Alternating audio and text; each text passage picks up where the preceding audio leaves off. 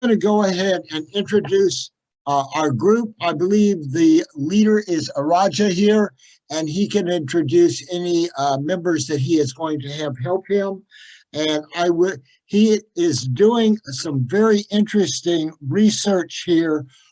This is a machine, okay. Was this machine learning or big data? Araja. This is machine learning. So this was machine learning, taking a number of images that were positive for breast cancer and negative, and training a machine learning image recognition system to recognize breast cancer. So Araja, I'm going to let you go ahead and do the presentation. Okay, thank you. Karthik, can you screen share?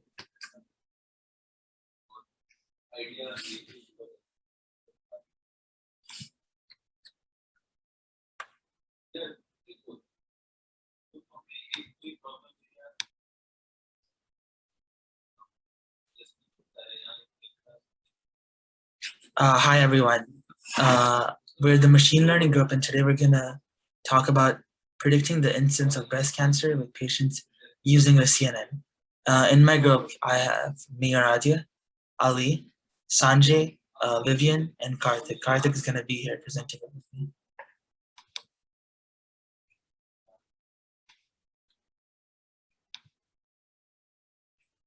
Karthik, we can't hear you. Diseases have been rapid.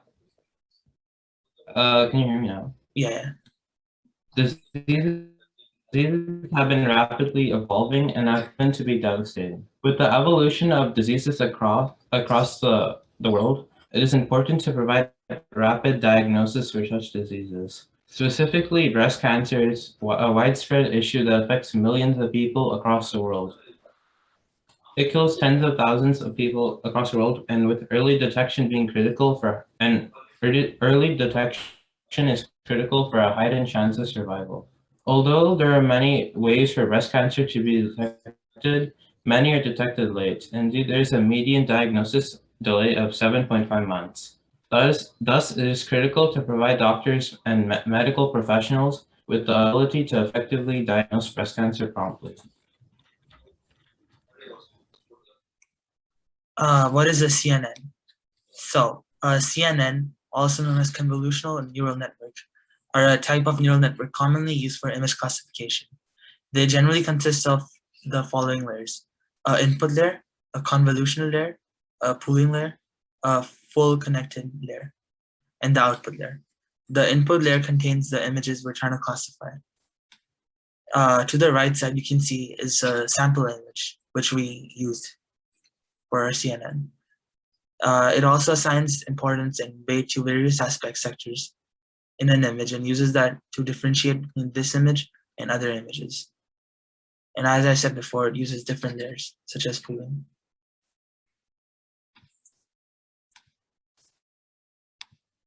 Our CNN file structure.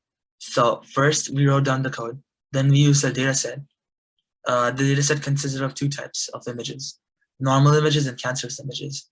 We had a total of 172 images in our data set. And all the images were resized to 500 by 500 pixel resolution for them to be all at the same size. To the right side is basically a snippet of our folder. Next slide. We use the sequential model for our research. We use a sequential model to keep the code simple and layer by layer.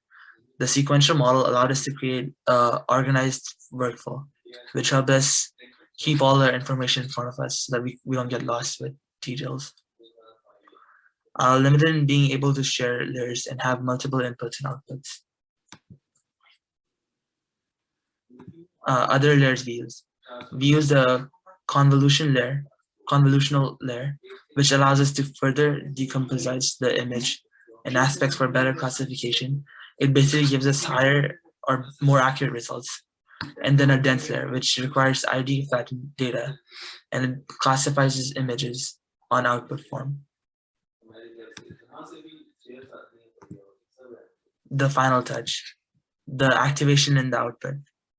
Increase the non-linearity in the output to make the CNN more effective. That also helped us increase the network model that helped us train the data set. The model compilation. It defines basically the loss function, the optimizer, and the other metrics. This basically puts everything together and sums up the code.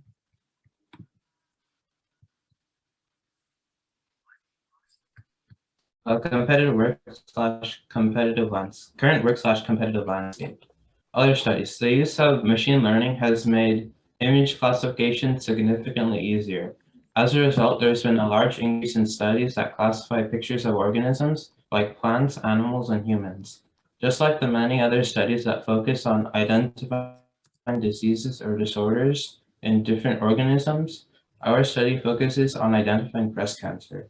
Even though sending the photo to a lab would give better, more accurate results, our proposal makes it more efficient and time-saving to classify an MRI of breast cancer. Some similarities to other projects include the use of libraries like Keras and platforms like TensorFlow to classify the MRI scan. So here's a picture, a study that was used to classify skin, pictures of skin, and it uses CNN to classify all the images. How other studies use CNNs. Like newer studies, we're using a CNN, a convolutional neural network, since it is useful for classifying a large number of classes. To implement the CNN, we are using a training model with the set of pictures that we have downloaded. So eventually the program can classify the images with a high degree of accuracy. Other image classification also uses training and the CNN. Is anybody else having a hard time hearing them? I'm getting a. Yes, an echo and also lost. Right is a picture of how a CNN.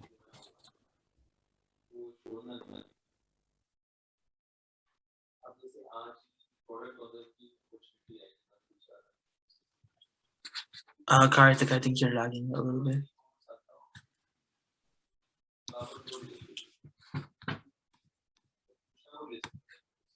Basically, this is our conclusion. In our research paper, we discussed the problems with the current algorithm and how it provides less accurate breast cancer results.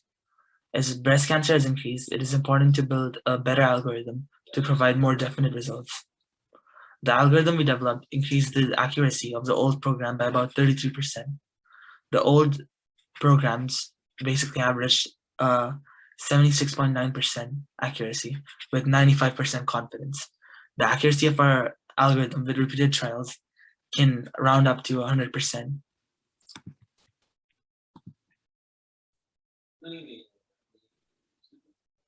Sure.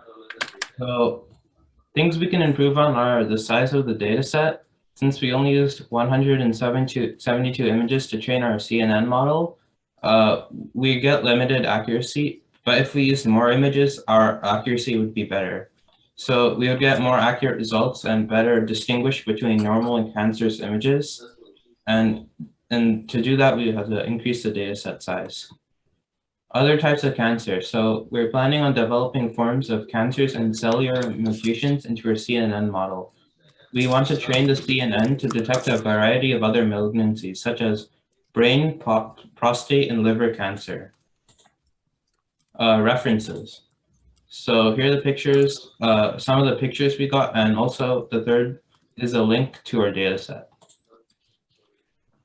Acknowledgements. We would like to acknowledge Dr. McMahon for assisting us throughout this project, as well as the Computer Science and Engineering Department at ASDRP for providing us with this opportunity. Thank you. Do you guys have any questions? Yes, I do. Okay. So 172 images. This 172, that means 172 patients with breast cancers? Yeah, basically. What is your data? Is it, don't tell me it's a PNG file. We're basically getting this from an archive, data archive of basically they have all the breast cancer images. They had normal and cancers. What is your images? Images is in 2D or 3D? We have all the images in 2D. 2D. So do you know how, how they detect breast cancer?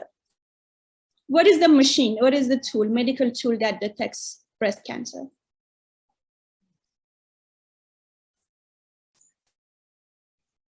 Anyone in the team, you should know that, right? It's not PNG, for sure.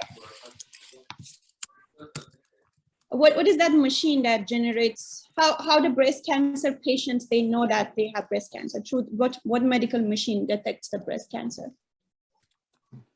The way we found if it was cancerous or not is by looking at. No, I did not ask that. I asked what is the biomedical machine that detects the breast cancer or any kind of cancer? It's either the CT scan or MRI, right? Yeah. And CT scan, what is the output of CT scans or MRI? What is the file that comes out of the machine?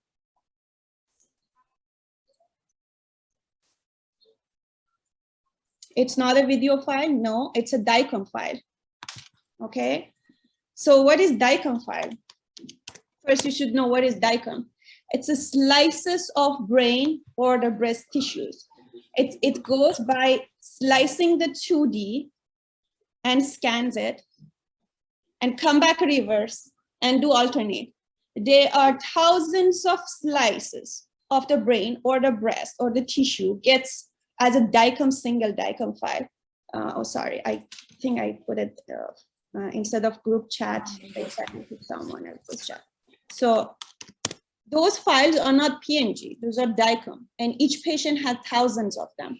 So then they merge, they do pre-processing of those DICOM data, the 2D data, and creates a nifty file. Okay, that's a 3D image. The entire breast with the tissue, or the brain with the entire skull and the brain. Now you can do machine learning on this 3D and 2D files. If you want to do slice by slice, voxel by voxel analysis. So here is the thing. When you have every slice of the breast or the brain, okay, so they have voxels, right? So you have to do voxel analysis of the healthy in every slice, which is thousands of slices, and train them to check it. So every patient will have over at least minimum 300 to 1,000 plus DICOM 2D files for one patient. That means if you want to work on 2D, you have to do the entire train and data set for the DICOM files for one patient. If you want to do the analysis, which what is doing right now in this field of neuroscience for brain tumor or in the breast cancer, you have to do voxel analysis in the 3D. You can't do it on 2D. It's a PNG file. It's not valid. This PNG files are not having any resolution. You have to do voxel by voxel analysis. So first you have to understand what is the input that goes for this training data set. Like, yeah, I see. Before that, I think Suresh talked to me regarding doing the same thing for the tumor. So I met with his team that they were just like some random, data set of PNG files. Yes, yes, Professor Downing. I was going to ask a favor of you that for this specific type of analysis, could you put it in the chat window, please, so we know what the correct spelling is? Oh, yeah. So I'm sorry. I see it there. I didn't see it before. So the single files that comes out of CT scan or MRI are DICOM files, and there are thousands of them. Based on the time that it's been scanned, the number of those slices are generated. Okay, so there are 2D DICOM files. And then these are 2D slices, and like the same with the breast tissues. And they do it from going from first to, for example, the 10th slide, and then come back from 10th to first, and then do the alternate interval. And then there are softwares that they call it raw data. So the raw data from the scanner is the DICOM data. Then you pre-process them and merge them into a single Nifty file, which is a 3D file.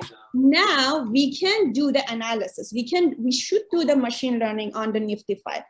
It's not, sorry, I mean, if I'm rough and tough using these words, but you can't use it on PNG file to do machine learning to detect breast cancer, especially you talk about brain, which is my domain, impossible. You have to do everything on a Nifty file.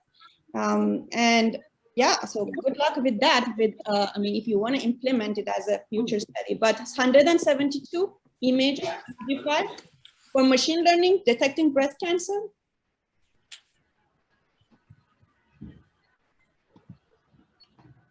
Yeah, we could probably add that in future work. Yes. First, I would recommend you start first. What is CT scan? So do you want to work on the CT scan breast cancer data, or you want to work on the MRI breast cancer data? We're using the MRI breast cancer data. And you have to first understand what is DICOM file. Do you want to, because, so here is the thing, good luck finding a DICOM file unless you are working with some clinical laboratory, because they always pre-process it, because if one of those slides while they are copying the file is missing, your entire data is gone. So they immediately convert it to Nifty to avoid any loss of DICOM files, because there's so many of them and they're very huge. So that means we're talking about Nifty files. So now you have to find in the open MRI data sets. You can go to Stanford website. There are so many open MRI, which are mainly based on my knowledge of brain, but you can find the other cancer, other studies that they do that. Or I would recommend you find a paper who are working on the breast tumor and cancer and email them directly and say that, okay, we want to do machine learning. Can you share your data with us? And if you get 50 participants, 50 Nifty file, that's good enough already. N equal to 50 is a good number. So you should start your data, get your data from where you can actually see the main tumor. So don't rely on PNG. And good luck with the rest. Thank you. Yeah, actually, so where did we find out those data for this study? We found a data set online, so we downloaded that, and that's how we got a training set too.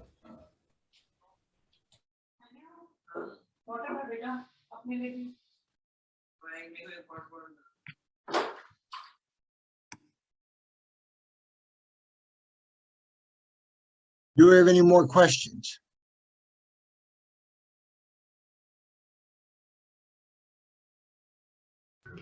Well, I guess I have a couple. Maybe I missed something. What I saw were snippets of code that looked like almost just procedure or function calls. Did you actually process data?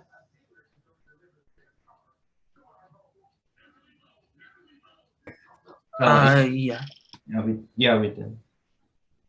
Okay, so what was the output then? What were the results? What was your p-value? What was your confidence interval? What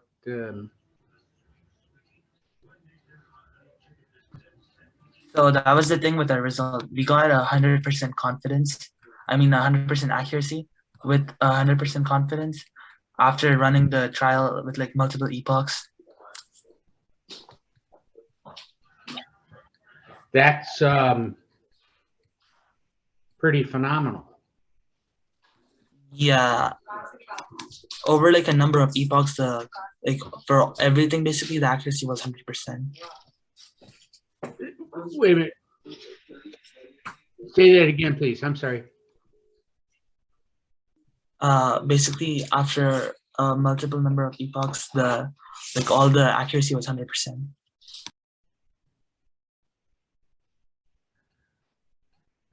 On your training data? Yeah, on our training data. Did you get a chance to expose it to new raw data?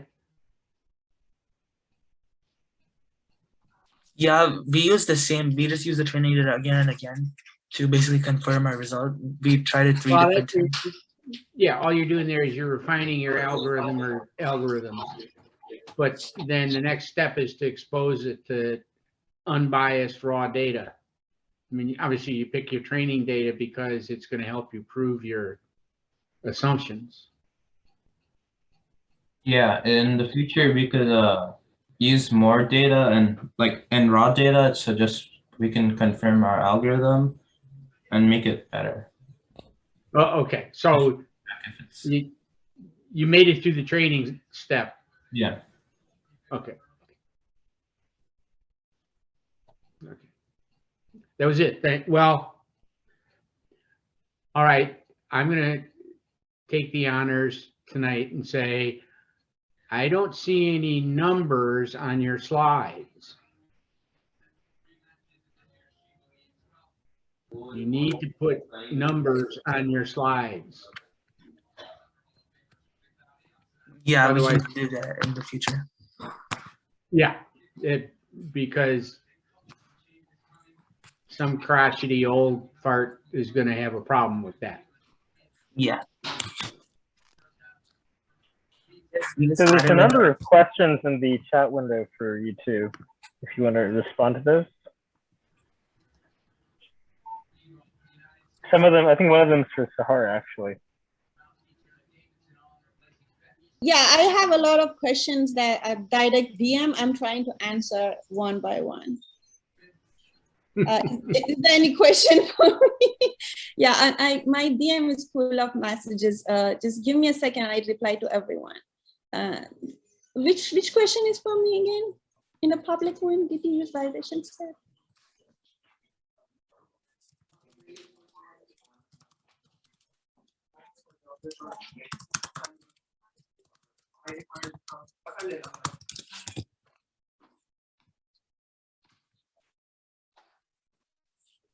So I see some questions. So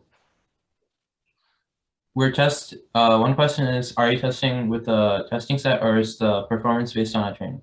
We're basing the performance on our training set.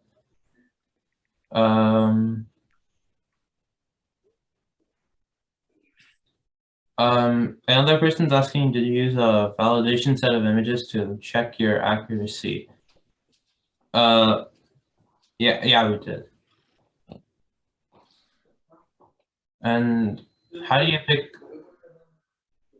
pick a training set and validation data set? So we originally downloaded the set of images, and I think we had a ratio of which images we would pick for training and which images we would pick for validation.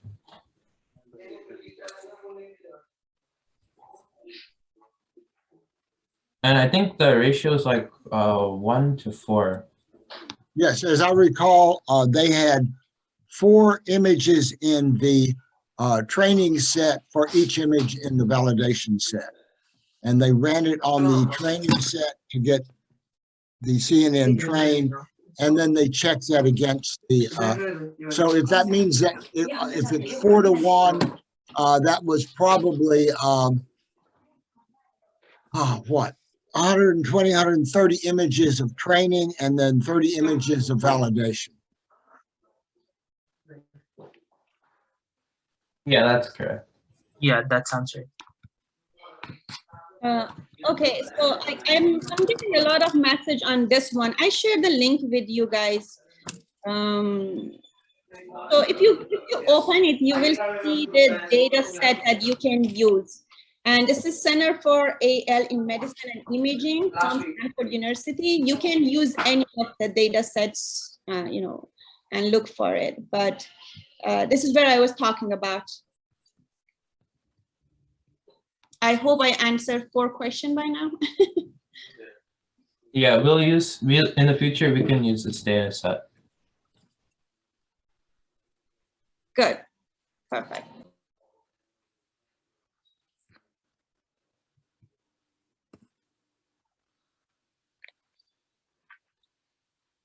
Any more questions? Okay, I think we can turn it over to the next group now. Okay, so let's see. Shelli, are you ready?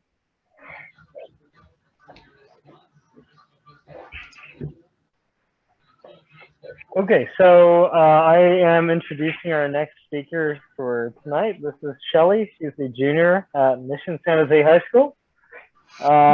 She started working in my group, let's see, maybe 7 months ago, Shelli, 8 months ago, and has since been working on a number of projects that are related to medicinal chemistry. And today she's going to be sharing some of our group's work on non-nucleoside reverse transcriptase inhibitors, so small molecule therapeutics for HIV/AIDS. So Shelli, take it away.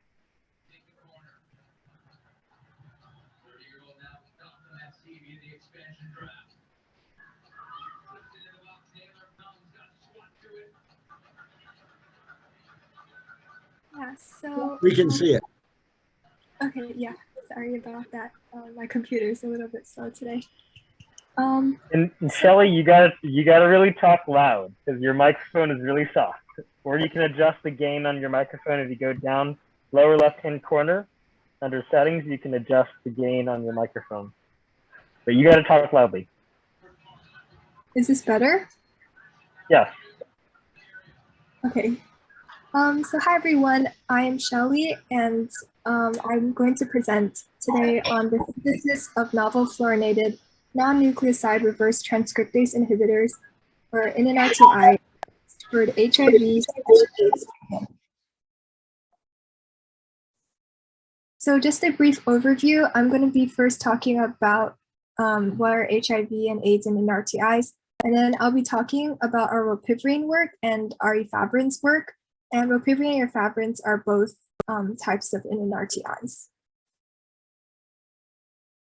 So first, what are HIVs? So HIVs, or the human immunodeficiency virus, is a virus that attacks the body's immune system, and specifically the body's CD4 plus T-cells, which protect the body from outside viruses and infections.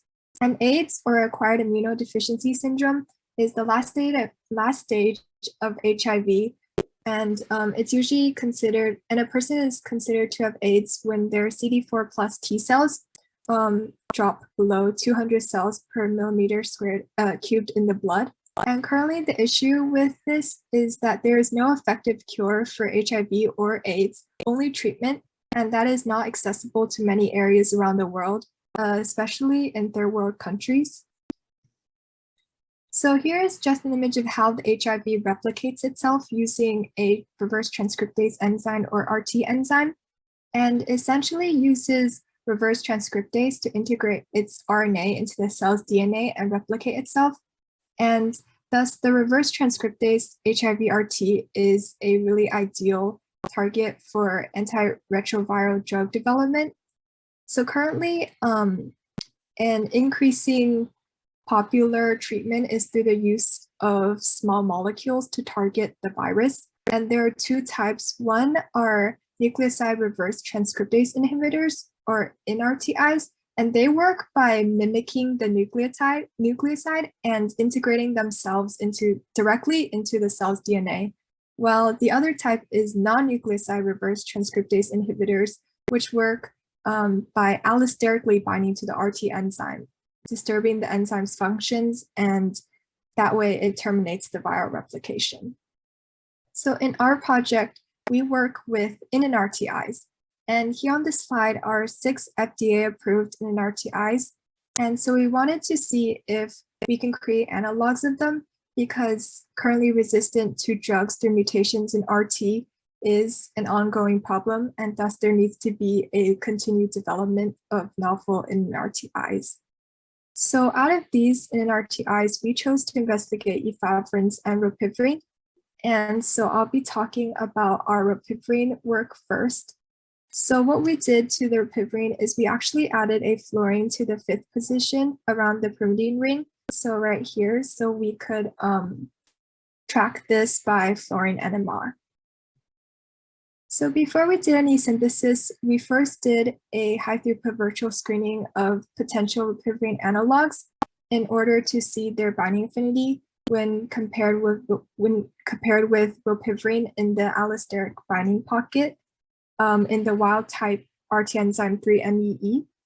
And we used Orca and Avogadro to first geometrically optimize our analogs, and then we docked them using AutoDock-Vina and Chimera.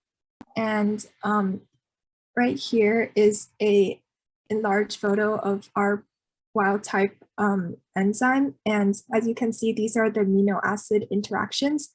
And we were able to use the amino acid interactions to help us find our docking parameters.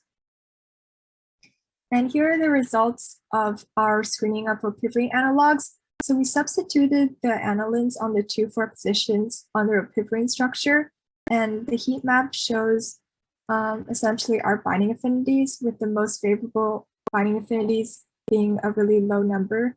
And we found that we got really good results with analogs that had a trifluoromethyl oxyaniline. And as you can see, they all have binding affinities pretty comparable to our control rilpivirine, which is negative 12.7 kcal per mole. And we think it's because trifluoromethyl is a really strong electron withdrawing group, and it's able to form halogen pi bond interactions with the amino acids of tryptophan 229 and tyrosine 188. And that's what's helping improve the binding affinity. And right here, this is the TTFM this is the trifluoromethoxyaniline, and this one is the 4-amino toluene. And then here is just the toluene and the trifluoromethoxy. It's like flipped. And then here we used bromine, but they all have a trifluoromethoxy group. And we also, in addition, we want to see if how our analogs would perform if given the mutations commonly seen with the wild type RT enzyme of rilpivirine. So we performed some homology modeling with our top analogs, and essentially we first prepared our mutated protein, and then we docked our ligands onto them in the homology modeling. And so we found that the loss of an aromatic ring on mutated analogs, on mutated proteins of the Y181 and Y188 were the ones that affected the binding affinity the most. I think it's specifically because there was a loss of a halogen pi bond, specifically in Y188C and Y188L between the fluorinated analog and the aromatic ring. And over here in the mutated E138 proteins, actually, although rilpivirine decreased significantly, our analogs mostly retain their binding affinity. And we think it's because rilpivirine is dependent on the hydrogen bonding to the peptide backbone. So when the electrostatic interactions are gone, it causes a decreased binding affinity. But our analogs were able to perform still pretty well because these analogs mainly depend on halogen pi interactions with the amino acids, so not as much as rilpivirine, which depended on the hydrogen bonding to the peptide backbone. And afterwards, our computer screening, we moved onto the synthesis of some of these thyrylpyrimidine to diamines. And we used two mechanisms. One is the SNAR mechanism, and another more preferable one was the Buchwald Hartwig one. So how the SNAR mechanism works is it's a nucleophilic aromatic substitution where a nucleophile first attacks an electron-poor aromatic molecule, and that causes the elimination of a leading group, and the nucleophile substitutes it. And we didn't really want to use the SNAR mechanism because it was done under really harsh conditions, such as refluxing the compound in DMF for days on end. So instead, we wanted to do an alternate, which was the Buchwald Hartwig cross coupling. And how this one works is, so first there is an oxidative addition where the palladium inserts itself into the aryl halide bond and then transmetallation, where the amine replaces the halogen bond on the aryl halide. And then finally, there's reductive elimination, where the ligand replaces the palladium, or the ligand reduces the palladium-2 back into palladium-0, and you get your product, and you regenerate the palladium catalyst. And this one is really good. This mechanism is really good because although it does use palladium, which is really expensive, it uses a really small amount. And so using the Buchwald Hartwig and SNR, we are able to investigate ligand selectivity, which is to see if the aniline would first, if we added just one aniline, if it would first attach the 2 or the 4 position on the pyrimidine ring, and how fast it would do so. And we're able to use 19F NMR to do this, since our compound has a fluorine handle.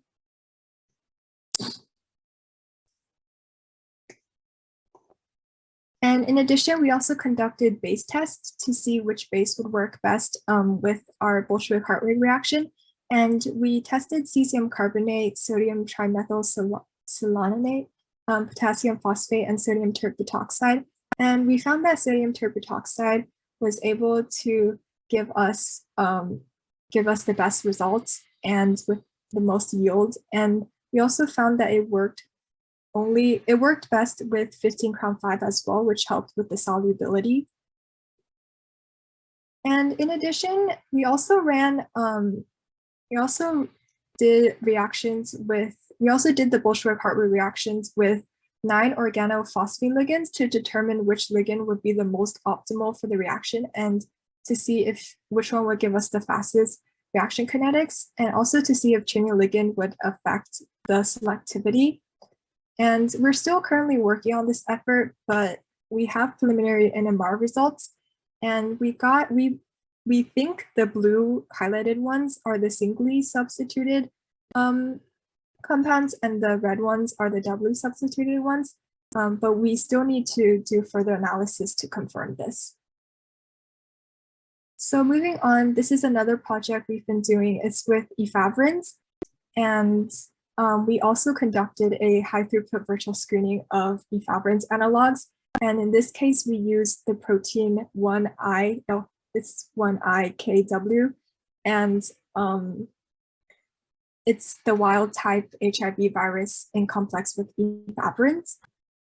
And here is just a model of our efavirenz ligand in the 1IKW protein, and you see it has amino acid interactions with it has interactions with these amino acids, and specifically the chlorine here has halogen pi interactions with valine 106 and penicillin 2227, and the cyclopropane has hydrophobic interactions with triazine 181 and tryptophan 239 and leucine 100, and that's what helps with its binding affinity.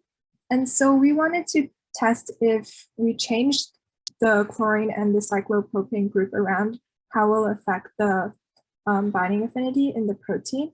So for the cyclopropane or the R2 groups, we changed it to cyclobutyl, cyclopentyl, cyclohexyl, phenyl, terbutyl, and methyl.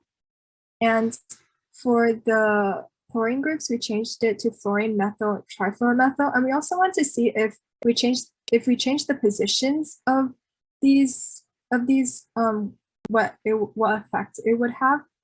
And so we just got these results of the docking probably like a week ago, and we're still analyzing them. But as we can see, the best analog, this is our efavirenz analog, so our control here, and it has a binding affinity of negative 10.6 kcal per mole. Well, our best docked compound was 6-trifluoromethyl cyclobutyl, which had a binding affinity of negative 12.2 kcal per mole. And we currently think that one had the best binding affinity because it has like that trifluoromethyl group, and it might be able to form maybe additional palladium pi bonds. And the cyclobutyl also got us like really good results. Most of the cyclobutanes got us pretty low binding affinities. So we're currently also investigating why that may be. In addition, another project that we've been working on is the synthesis of efavirenz actually. And why we want to do the synthesis is because the current synthesis is about 7 steps long, and we want to see if we can shorten that, as well as the current synthesis uses imbulene, which is highly flammable and very dangerous to work with. So here's our proposed mechanism, and we wanted to use, and we're able to use 19F to monitor this since efavirenz itself has a fluorine handle.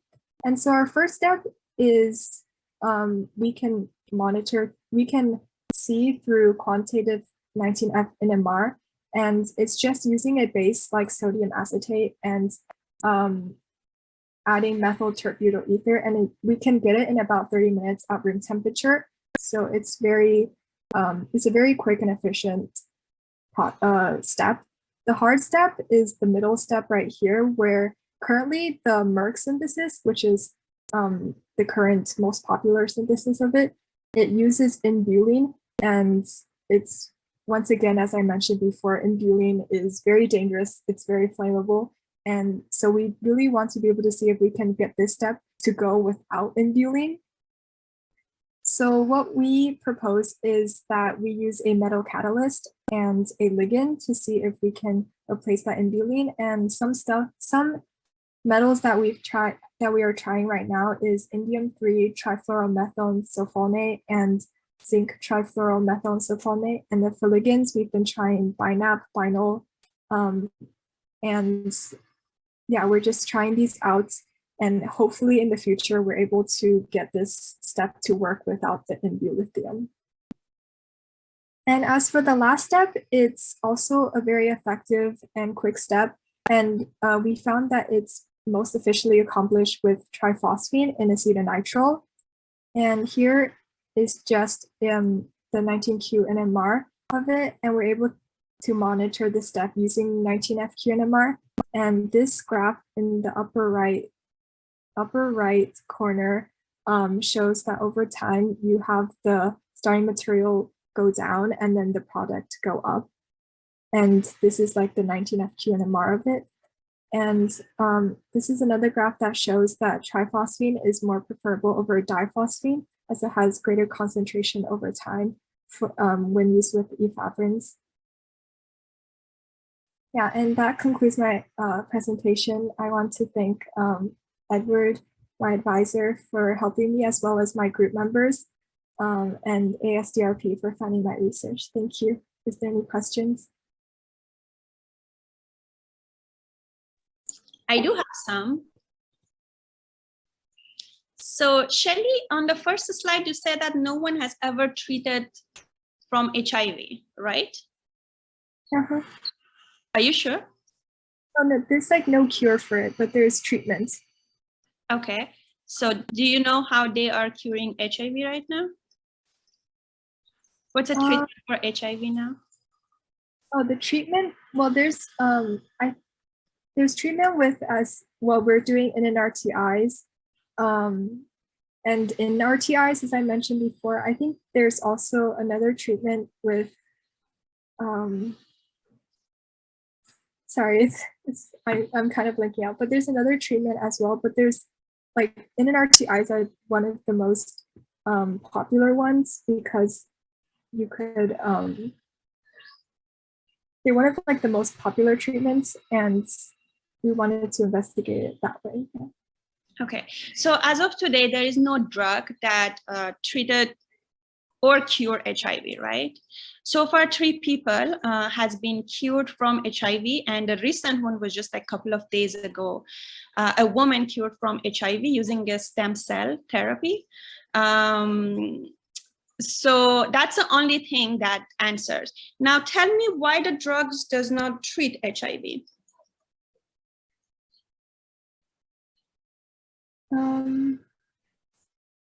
You mean like why NNRTIs don't treat HIV, or? In general, none of the drugs so far has treated HIV. Why? Why the drugs are not working?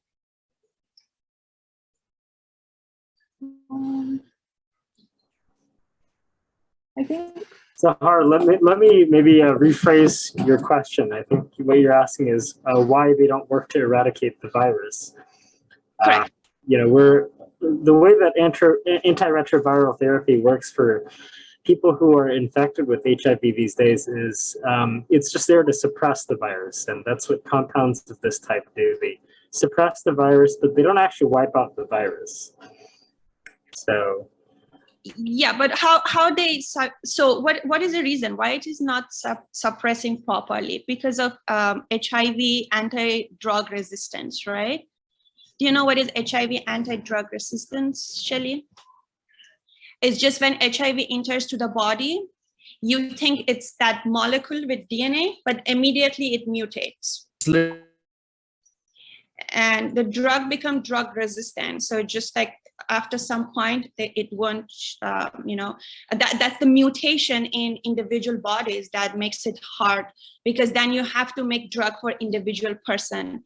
And when it comes for individualism, optimization, like customized medication, that's why the stem cell therapy is working rather than medicine. But I would recommend that you study HIV drug resistant, because it's first you have to see how you can overcome the HIV drug resistance before you make a drug for it, because you have to make drug for every person due to the mutation.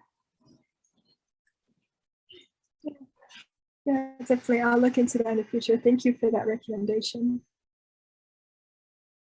So related to Ms. Janikia's point, one of the things that we have been interested in this group is, HIV drug resistance, and that's I think one of the very compelling things about our ability to model things on computers these days is we can actually predict how well compounds will bind to mutant versions of HIV. So we know structurally how HIV specifically becomes resistant to HIV drugs.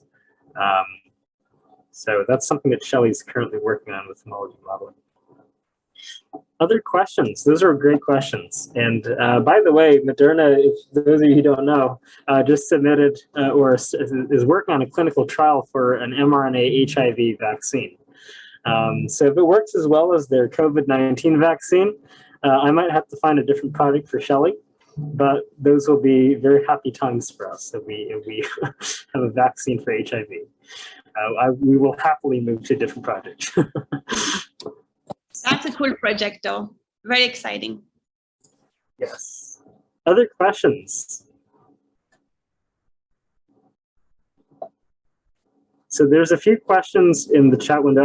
I'll answer to Vaibhav's one directly. So Orca is a QM suite. It has Hartree-Fock and other semi-empirical and ab initio methods, including MP2, MP3. We use DFT because for organic chemists, that gives us the greatest accuracy for the least computing expense. So DEF2 SVP is pretty good. We're starting to migrate a lot of our jobs to B3 lip 631G if you're interested in the functional basis set that we use. Yes.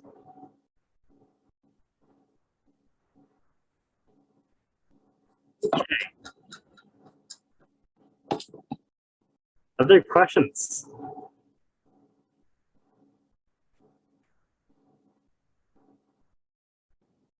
So I have a question for Shelli, and that is, what are your thoughts on using butyl lithium reagents? All of you who have been part of our safety training, you hear this big long rant about, alkyl lithium reagents and pyrophoric chemicals. Does anybody want to raise their hand and say what a pyrophoric chemical is? What does it mean that something is pyrophoric? Anybody? Okay. Anybody? Raymond? It's like a chemical that combusts when when oxygen is met with it. Yeah, so flammable is incorrect. It's not that it's simply flammable. It self-ignites in the presence of air. Okay, so that's what's meant by a pyrophoric reagent. Yeah. So Shelli, what are your thoughts on butyllithium reagents, and do you have any insight after having worked with that reagent on, I guess, more than one occasion now? First as an observer and then as an operator. Yeah, so working with indulithium is, well, because indulithium is so sensitive to air, and it practically just, like, with contact with air, it can cause like a really big fire. So we always have like a fire extinguisher nearby when we're working with it, and we have to maintain a really clean fume hood, and everyone's just really careful. So it's like a really, I guess it's a really tedious process to every time to like work with indulithium to set up everything, and it's just also very dangerous, which is the main thing. So it'd be very preferable if we didn't have a reaction with indulithium in it.